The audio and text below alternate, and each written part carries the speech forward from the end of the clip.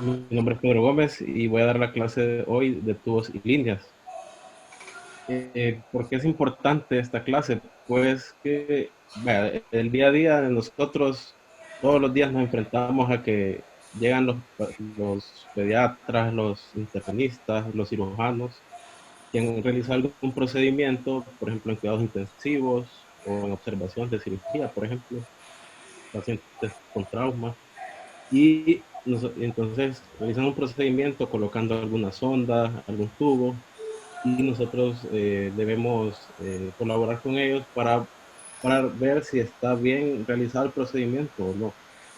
Entonces, algunas de las cuestiones que vamos a valorar o algunos de los elementos son, por ejemplo, el tubo endotraqueal, sonda nasogástrica, sonda de alimentación, el catéter venoso central, el catéter de la arteria pulmonar o de Swan-Ganz, catéter de drenaje pleural y marcapasos. No sé si me escuchan bien todos.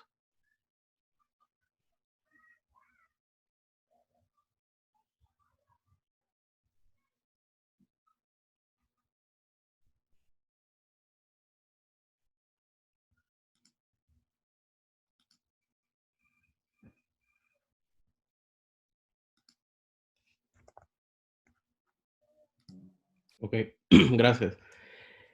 También vamos a ver algunas de las posibles complicaciones que puede ocurrir al momento de que ellos realicen este tipo de procedimientos.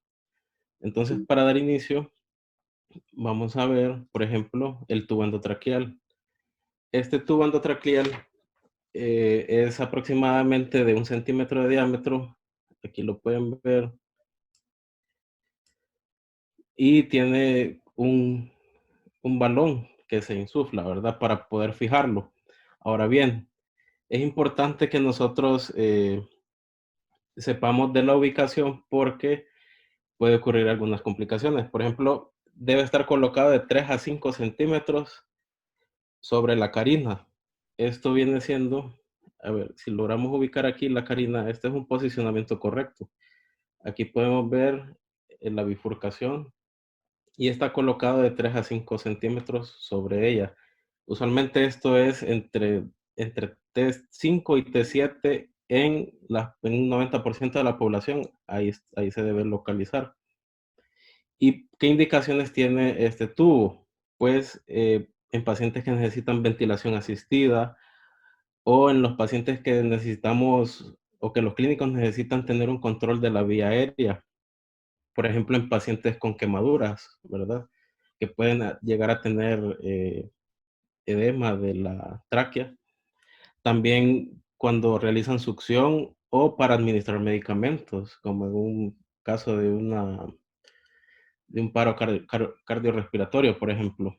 Entonces, aquí vemos que este tubo está bien localizado, ¿verdad? Está puesto sobre 3 centímetros, de 3 a 5 centímetros sobre la carina. Ahora, en esta imagen que vemos acá, el tubo el balón está sobre insuflado. Entonces aquí vemos que está el tubo, pero si pueden ver, el balón está sobreinsuflado y realmente solo debe de cubrir 2/3 del lumen de la tráquea. Si está sobreinsuflado, pues podemos tener una de las complicaciones de que ocurra necrosis del tejido circundante, ¿verdad? Otra de las complicaciones que puede haber, si está localizado muy por arriba, es que puede haber lesión de las cuerdas vocales. Otra de las complicaciones puede ser también que lo coloquen muy por debajo. Si lo colocan muy por debajo, entonces se puede ir hacia el bronquio principal derecho. Y esto lo que puede provocar es una atelectasia del pulmón izquierdo. Otra de las complicaciones que puede haber también es que lo coloquen no en la tráquea, sino que en el esófago. Y es muy frecuente esto. Entonces, ellos insuflan y lo que ocurre es una gran distensión abdominal. Ok, la siguiente que vamos a valorar es la traqueostomía.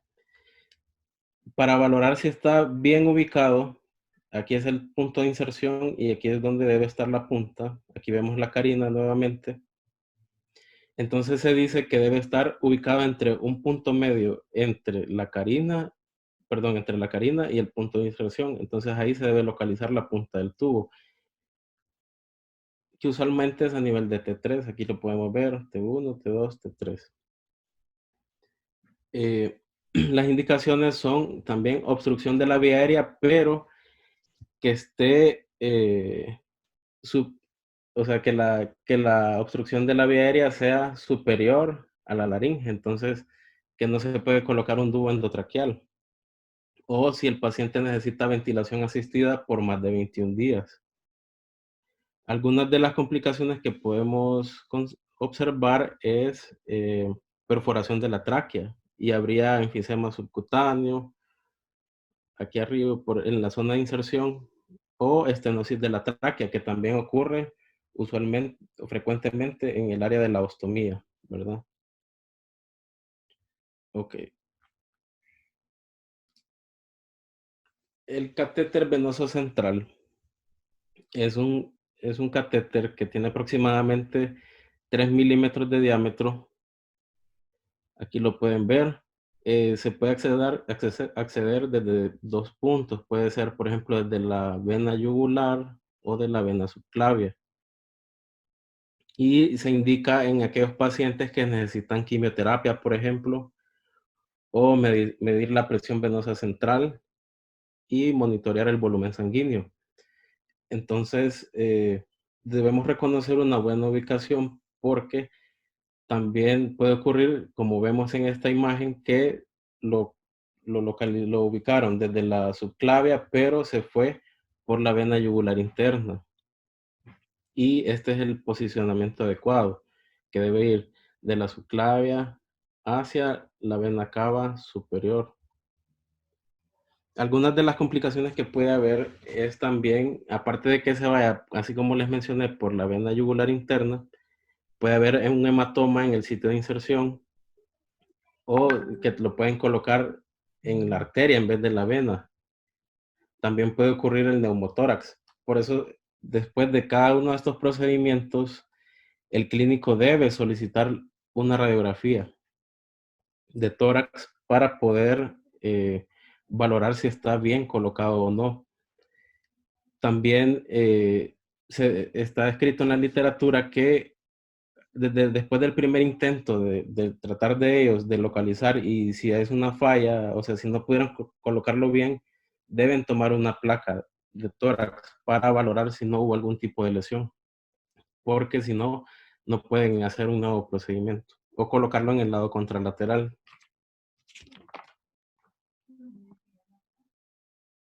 Ok, esto es lo que les mencionaba que puede ocurrir. Por ejemplo, eh, si lo colocan en vez de la vena, se van por la arteria.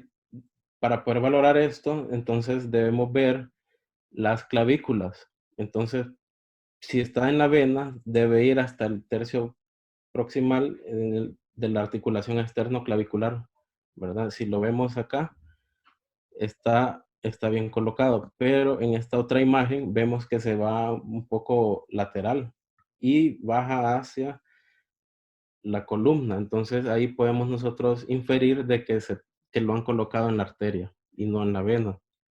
También otro indicio que ellos pueden tener de que lo han colocado en la arteria es que va a haber un flujo pulsátil, ¿verdad? Ok.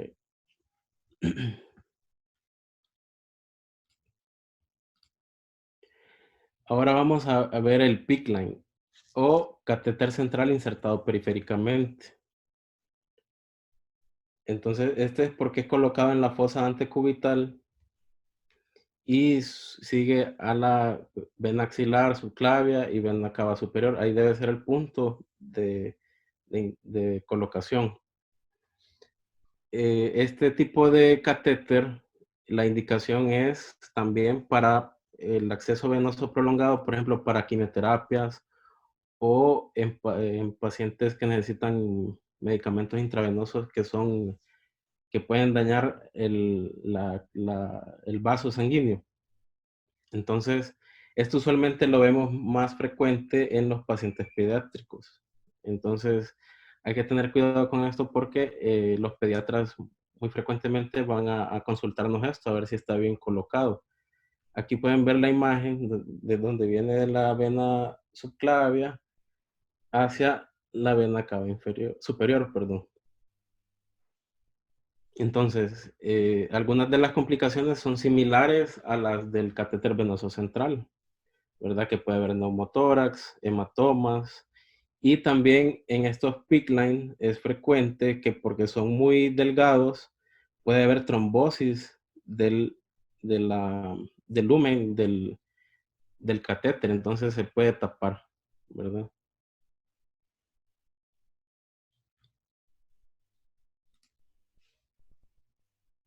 Ok, ahora el catéter de la arteria pulmonar. Este catéter de la arteria pulmonar nosotros lo conocemos como Swan-Ganz, pero realmente este es el nombre comercial. El que debemos llamarlo correctamente es catéter de arteria pulmonar. ¿Y por qué se llama así? Pues porque pasa por la vena cava superior, la aurícula derecha, el ventrículo derecho, hacia la arteria pulmonar. Y este catéter, ¿cómo lo llevan hasta ahí? Pues es similar al catéter venoso central, lo único que tiene un balón en la punta que con el flujo sanguíneo, el mismo, al insuflarlo, el flujo sanguíneo lo lleva hasta esa punta, hasta esa porción proximal de la arteria pulmonar. Las indicaciones de este es, por ejemplo, para monitorizar el estado hemodinámico del paciente. Y algunas de las complicaciones por su localización, pues puede ser que ocurra un infarto pulmonar o que haya émbolos de la arteria pulmonar. Entonces aquí lo vemos. Para saber si está bien colocado, este catéter de la arteria pulmonar se dice que debe estar confinado dentro de 2 centímetros del ilio, ¿verdad? Entonces aquí podemos ver en esta imagen del lado derecho de su pantalla, este catéter está muy por debajo, la punta está muy por debajo de los 2 centímetros del ilio pulmonar. Entonces, cuando realmente debe estar dentro de ese rango, ¿verdad? 2 centímetros para que esté bien colocado. Ok.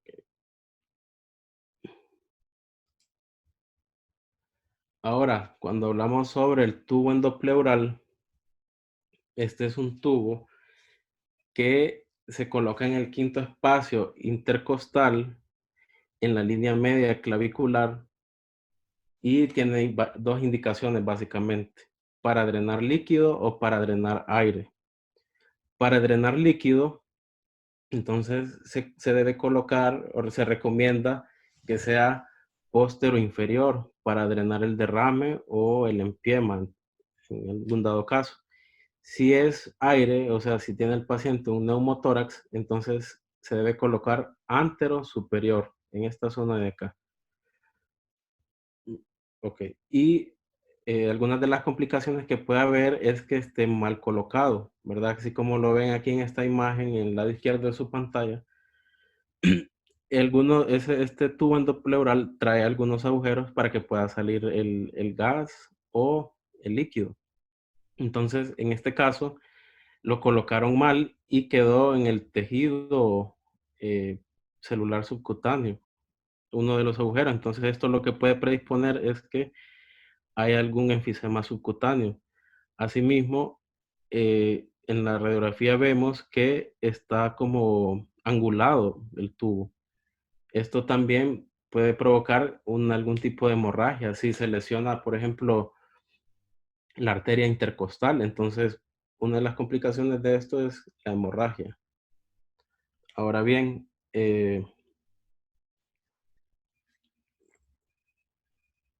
muy frecuentemente los cirujanos nos van a llegar a consultar esto también.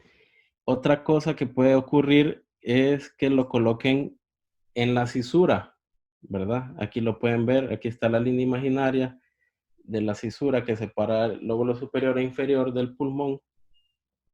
Y entonces la mayor complicación ahí es que no va a drenar adecuadamente. no necesariamente es que pueda dañar el parénquima pulmonar, sino que no va a funcionar adecuadamente el tubo.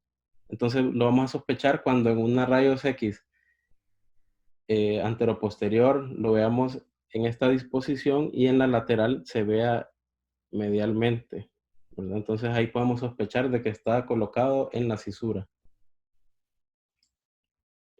Ahora siguiendo con las líneas, el marcapasos es la indicación de este aparato, es cuando hay problemas de conducción eléctrica del corazón o en una insuficiencia cardíaca congestiva que es refractaria al tratamiento. Entonces, es importante también saber dónde debe ir colocado las puntas. Por ejemplo, las puntas de los electrodos deben estar colocados en el ápex del ventrículo derecho, ¿verdad? En el ápex del ventrículo derecho y en algunos casos también en el ápex de la aurícula derecha. Aquí lo podemos ver mejor en la rayos X lateral. Vemos los dos electrodos. Entonces, esta es la ubicación correcta.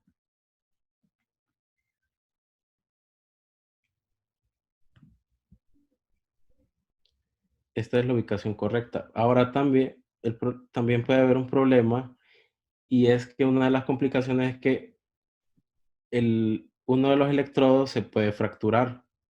Entonces aquí lo pueden ver ustedes. Pierde la continuidad y entonces ya pierde la función el marcapaso. Entonces normalmente los cardiólogos solicitan la radiografía también para valorar si quedó bien colocado. También, al igual que el resto, puede haber neumotórax, también puede haber perforación. Al ellos colocar los electrodos, estos electrodos pueden perforar el miocardio y causar un taponamiento pericárdico. Otra de las complicaciones es que puede haber retracción del electrodo. Entonces aquí lo pueden ver ustedes en esta imagen y esto se conoce como el síndrome de Twiddler. Aquí les puse esta imagen donde la anterior, que es la colocación correcta, pero a veces la batería y el aparato queda mal colocado o permite que el paciente pueda, por así decirlo, jugar con el marcapasos y lo que sucede es que los electrodos se van enrollando y se retrae el electrodo. Entonces, el paciente ya pierde el ritmo del, del corazón y entonces cuando existe esta sospecha, el cardiólogo solicita esta imagen y se puede ver este síndrome de Twiddler, ¿verdad? Porque en inglés twiddle significa como cosquilleo, así siente el paciente. Bien, ahora hablando de la sonda nasogástrica, eh, la indicación de esta sonda es, por ejemplo, cuando se necesita alimentación a corto plazo o para alguna descompresión gástrica, ¿verdad? Por ejemplo, en pacientes con obstrucción intestinal, donde se acumula el gas, entonces se coloca esta sonda nasogástrica para liberar la tensión. También se puede utilizar para la aplicación de medicamentos. Ahora bien, ¿dónde debe estar colocado esta sonda nasogástrica? La punta de la sonda nasogástrica debe estar a 10 centímetros de la unión esófago-gástrica. ¿Y cómo podemos identificar la unión esófago-gástrica? Pues la unión esófago-gástrica la podemos identificar aquí porque está justo en el ángulo cardiofrénico izquierdo. Entonces ahí podemos nosotros ubicar esta unión. Entonces, a 10 centímetros de la unión se debe estar la punta de la sonda nasogástrica. Una de las complicaciones, como pueden ver en la imagen izquierda, es que esa sonda nasogástrica no se vaya por el esófago, sino que se vaya por la tráquea y se vaya hacia el bronquio, usualmente hacia el bronquio principal derecho, la porción inferior. ¿verdad? Por el ángulo que tiene y que es más inferior al izquierdo. Entonces, también puede ocurrir eso. En las salas de emergencia, en nuestras salas de emergencia, nosotros cuando éramos internos corroboramos que está bien colocada porque se coloca la punta en un vaso con agua y entonces así vemos si está lo que sale por ahí es aire o si no es burbuja, pues sabemos que está colocado en el estómago. Pero según la literatura, siempre se debe solicitar una radiografía de tórax y de abdomen para valorar que esté bien colocada la sonda. Porque también puede ocurrir de que exista alguna perforación o otra de las complicaciones más comunes es la esofagitis. También esta sonda nasogástrica es la que con mayor frecuencia se coloca de forma inadecuada. Dentro de todos los procedimientos que se hacen, esta es la que más frecuentemente falla. La sonda de alimentación es muy similar a la sonda nasogástrica. Lo único es que es un poco más gruesa y idealmente se debe colocar en la cuarta o quinta porción del duodeno, ¿verdad? Entonces, aunque está bien si es colocada en el estómago, no hay ningún problema, pero idealmente es en el duodeno para evitar la aspiración de la alimentación.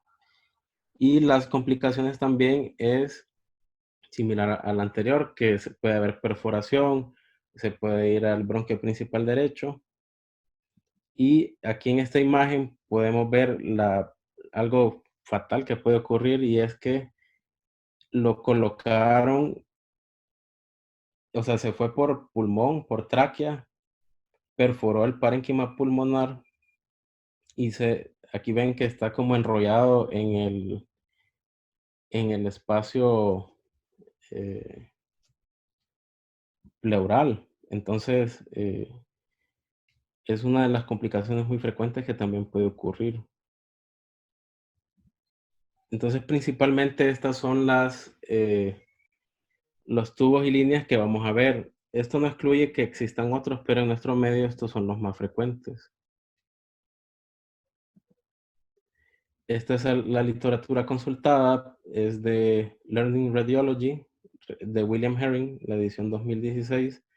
También el Atlas de Aprendizaje Sistemático de Radiología de Tórax y el artículo de Medical Devices of Chest de la revista Radiographics.